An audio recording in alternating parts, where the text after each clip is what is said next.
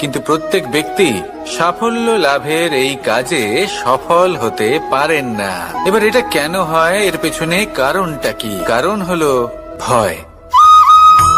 সফল ব্যক্তি হলেন তিনি যিনি নিজের সিদ্ধান্ত দ্বারা এই সমস্ত সংসারকে বদলে দিয়ে থাকেন, এবং অসফল ব্যক্তি হলেন তিনি যিনি এই সংসারকে দেখে এর বিষয়ে ভেবে নিজের সিদ্ধান্ত বদলে ফেলেন। প্রয়োজন হলো নিজের লক্ষ্যের বিষয়ে ভেবে দেখার, পথের বিষয়ে ভেবে দেখার। একবার যদি আপনি পথ নির্বাচন করে থাকেন, সেই পথে অগ্রসর হতে থাকুন আর তাতে অটল থাকুন। সবসময় দৃঢ় প্রতিজ্ঞ হন। আপনি যদি কোনো পথে টিকে থাকেন আর নিরন্তর পরিশ্রম করতে থাকেন, তবেই আপনার জীবনে সাফল্য আসবে। যদি কথায় কথায় লোকে কি ভাববে, লোকে কি বলবে, একথা ভেবে নিজের সিদ্ধান্ত পাল্টান, তাহলে কখনো নিজের লক্ষ্যে পৌঁছতে পারবেন না।